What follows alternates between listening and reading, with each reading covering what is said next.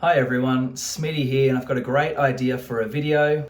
Listen, I found some articles, some studies that I'm going to read out. Maybe I'll try and put the picture over here or something like that so you can read along. This study is from 1990. It's called Obesity, a biobehavioural point of view. So I'm going to read the introduction, the abstract from this, and discuss it. And then I haven't even finished reading this whole thing yet. But as I go through and read it, I might make more of these videos about parts that I find really interesting and parts that I know other people should find interesting or really helpful when it comes to obesity. So when I'm talking about obesity today, I'm talking about overweight. That's one thing. That's a real obvious way of deciphering that someone isn't in a healthy state, right?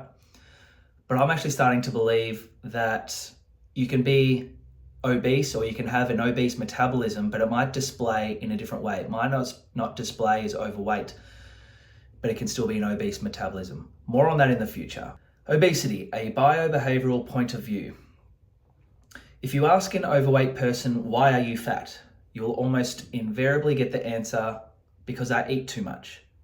You will get this answer in spite of the fact that of 13 studies, 6 find no significant differences in the caloric intake of obese versus non-obese subjects. 6. I think that's pretty astounding. That's still less than half of these 13 studies. I don't know which 13 studies they're talking about here. You know, if it was 2 or more studies, I'd be like, that's interesting out of 13. But 6 out of these 13 studies found that there was no difference in the caloric intake of obese versus non-obese subjects. But there's still 7 more, you might ask. That's less than half. Maybe that's not enough for you. 5 of these studies report that the obese eat significantly less than the non-obese. That's amazing. Who knows what the studies are? We haven't gotten there yet, but if it's true and the studies are great, 5 report that the obese eat significantly less. This actually coincides with what I notice in my life. The people that are obese, larger people, overweight, or heavily obese, the ones that I see in my life, the people that I see in my life, they skip breakfast, they have a salad roll for lunch, and then I don't see them on the weekends and I don't see them at night and stuff like that. They eat so much less than me when I see them during the day. The influencers and the doctors that believe that it is calories will be like, yeah, they're just starving themselves, then overeating at night, or they're miscalculating their calories and not tracking correctly. And some of that may be true, but I really believe that coincides with what I see in my life, which is one of the things that made me start questioning this whole calorie nonsense. If you're good at maths, you'll know that there's 2 studies left, and it says, and only 2 of those studies report that they eat significantly more. So out of 13 studies, I don't know which 13 studies, maybe it'll say that later, but 6 found no difference, 5 found that they eat less, and 2 found that they eat significantly more. And I think when they say significantly more, it must mean scientifically significant. So it doesn't mean like significantly more, like 10,000 calories more, like whoa. It just means noticeable and measurable more. So that's just interesting, yeah? I find that interesting. It is hard to overcome this possible incorrect belief about the cause of obesity when most practicing professionals, doctors and influencers, and certainly every diet book is based on the assumption that excessive caloric intake is at fault. Let's not forget that that is an assumption. What happens in science, and we do it in life, but in science what we have is they'll come up with something to explain something. They'll come up with a reason to explain some symptom, and there'll be some evidence for that. But then if we carry that to be true, and it's not true, but we believe it is, then we'll keep making excuses for why this works, this thing that we came up with. There are so many examples in science where they do this, or we do this, where we find... we notice that when I eat more, or when 100 people eat more, their weight goes up. Therefore, it must be calories. And then if something doesn't work, like if we do a study and their weight doesn't go up, well, we were still right in our assumptions, but these people must be tracking wrong. They're just wrong. They're not telling us how much they ate correctly, you know? They come up with excuses rather than being like, hey, maybe our original hypothesis was wrong. Anyway. In spite of a failure rate approaching 90 to 95%, not sure where they get this from, we still cling to dietary exhortations. To exhort is to encourage strongly.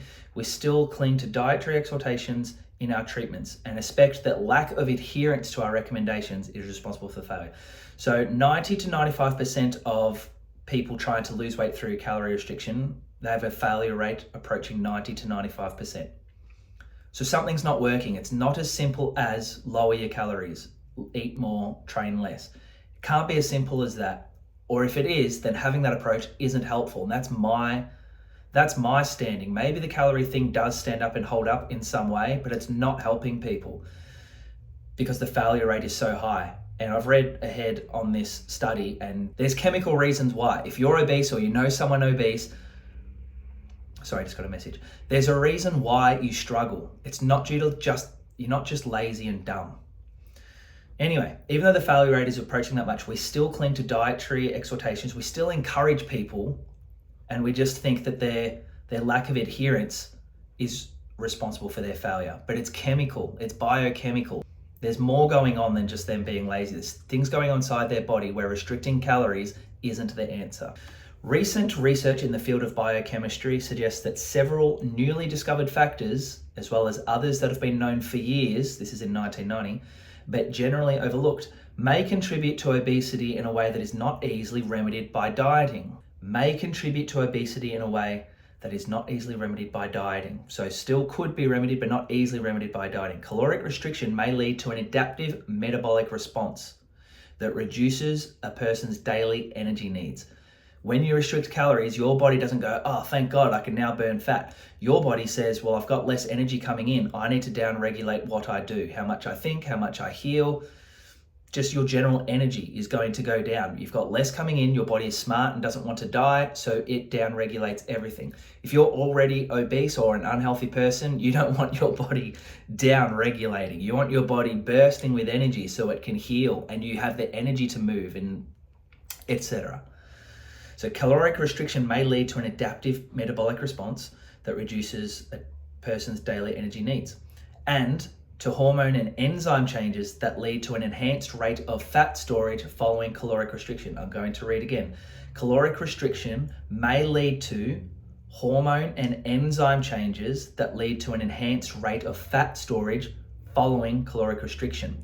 Your hormones and enzymes may change when you restrict calories, so that when you come away from the calorie deficit or your calorie restriction, you have an enhanced rate of fat storage.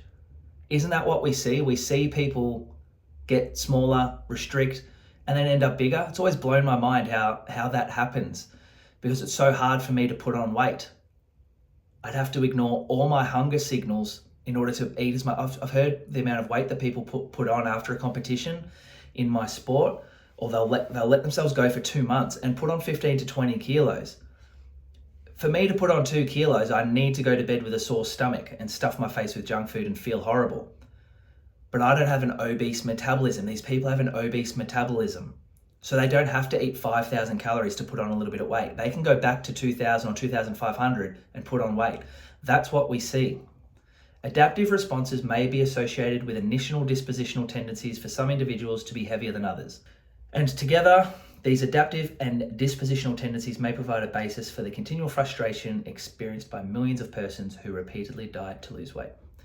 We will review evidence for these adaptive and dispositional tendencies that resist weight loss efforts, and then suggest an alternative to severe caloric restriction based on the data from Vanderbilt University Weight Management Program. I'm going to leave it there because I'm trying to keep this video a little bit shorter. This is just the intro. If you're obese or you know someone obese, we need to start learning this. And the words that it's using in here is a lot of words like may and assumptions. So it's not like these people, it sounds like, even though it was back in 1990, they're not saying they've figured it out.